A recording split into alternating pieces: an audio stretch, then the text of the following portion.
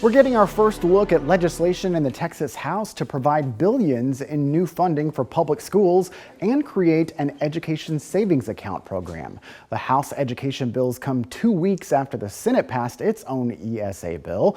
Governor Abbott calls it school choice, and it's one of his top priorities. Capitol reporter Dylan McKim breaks down the bill package and the criticism over the potential impact on public schools.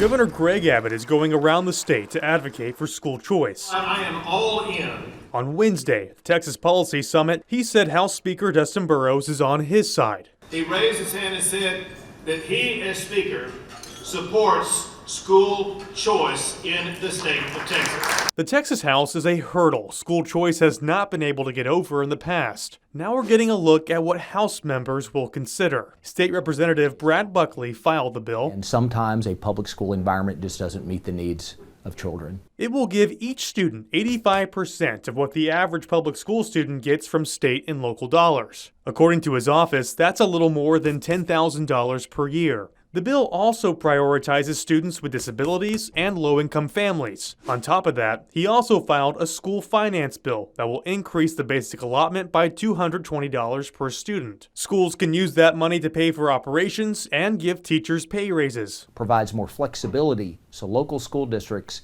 can respond to the needs in the areas and the markets that they're in. But it will face opposition from House Democrats, who say the basic allotment increase is far from enough. This bill is inadequate, it's insufficient, and when you pair it with the voucher bill, it's going to take far more money out of our schools than could ever be put in this session. There will once again be a battle on the House floor over the future of Texas education, and the outcome. We'll have vigorous, respectful debate, many different ideas, but I believe that this bill will pass. I've been hearing that since 2023. Voucher proponents have a habit of declaring victory prematurely. Is still unclear.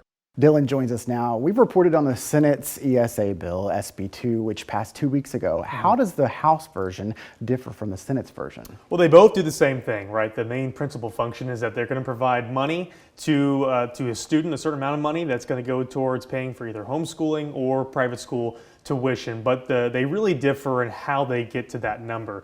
The Senate bill's version that was authored by Senator Brandon Creighton, that provides a flat rate $10,000 to each student and $11,500 for each student with a disability. Of course, that differs with how the House version is, which is 85% of what they would have been making, what those students would be making at a public school. And it also has a difference in prioritization because 80% of the Senate's version is for low income and students with disabilities, and to be considered low income, that is 500% of the poverty line. So any family with that income in that range from 0 to 500% of the federal poverty line, you're considered in the same basket, the same group with the same chance of getting the ESA. Whereas in the House actually creates a priority list where the top of the list is students with disabilities. Next to that is students under the 200% poverty line, and then it gets further and further down until the very last is just any student that makes over, or any family I should say, that makes over 500% of the poverty line. So those are the two really main differences in these bills. Senator Creighton also promised to pass teacher pay raises. Yep. How would that bill work? Yeah, this is SB 26. It just passed out of the Education Committee in the Senate unanimously, so both Democrats and Republicans supporting it. And the big thing here is that it's actually creating a permanent allotment in in public school funding. So it's called the Teacher Retention and Pay Raise Allotment. And what that would do is $5 billion into that allotment, and it is solely for schools to use that money to offer pay raises to their teachers. Everyone that spoke in the committee, all the senators, like I said, both Democrats, Republicans, very excited about this because this not only creates a permanent allotment for teacher pay raise, but it also provides some relief to the basic allotment, which we always talk about. That is the minimum amount of money that a school district will receive every year from the state, and that's about $6,160.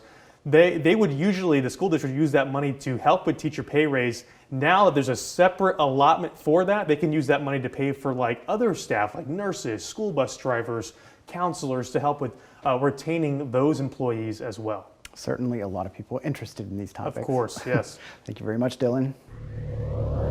For 5 years, we've been investigating the challenges people face in Texas jails while waiting for mental health help before standing trial. In our research, we discovered people dying while on the wait list for a state hospital bed. Now we've learned the alarming total number of those deaths and what one state senator says could help Texas tackle these mental competency consequences.